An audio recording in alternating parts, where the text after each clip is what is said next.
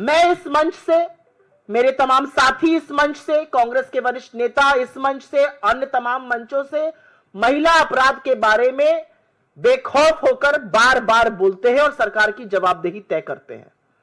क्योंकि यह भी सच है कि अगर देश में हर घंटे 43 महिलाओं के खिलाफ अपराध होता है तो चुप रहना संभव नहीं है, उसको नहीं बर्दाश्त किया जाएगा। और लगातार ऐसा हो रहा है। राष्ट्र की राजधानी दिल्ली में एक महिला के साथ बार बार अपराध होता है, वही आदमी उसके साथ बलात्कार करता है जिसकी वो कंप्लेन करने गई थी, जिसकी दिल्ली पुलिस ने कंप्लेन नहीं लिखी जनवरी में, अब वो फिर उसका रेप करता है और उसकी फिर एफआईआर नहीं लिखी जाती है। ओडिशा में एक छात्रा बीच पर गई, वहां पर 10 दानवों ने उसका गैंगरेप कर दिया।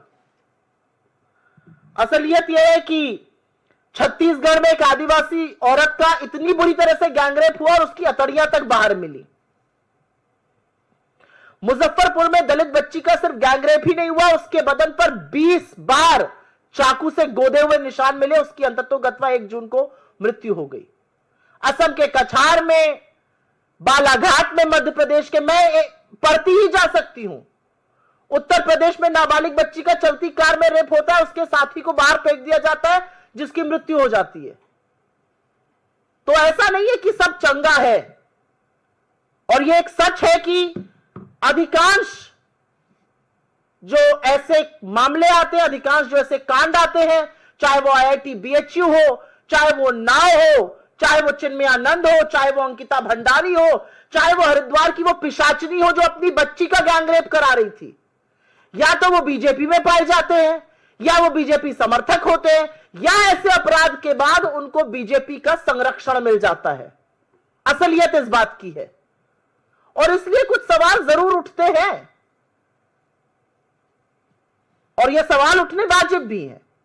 सवाल इसलिए उठते हैं क्योंकि अगर प्रज्वल रेवन्ना का प्रचार करने मोदी जी जाएंगे, अगर हर कीमत पर आईआईटी बीएचयू के गैंग रेपिस्ट को बचाने में सारी भाजपा जुट जाएगी, तो पॉलिटिकल संरक्षण मिल रहा है और इसीलिए अपराधी इतने बेखौफ हो रहे हैं।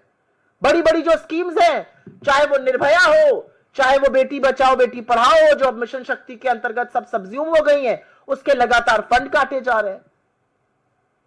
लेकिन इन सब बातों के बावजूद आज सच ये है कि आप डोमेस्टिक फ्रंट पर आप आधी आबादी को देश में न्याय नहीं दे पा रहे हैं, आधी आबादी को देश में सुरक्षित नहीं कर पा रहे, आधी आबादी के खिलाफ जब अपराध होता है तो आपके मुंह से चू नहीं निकलती। आपका संरक्षण अपराधी को मिलता है, बार बार मिलता है।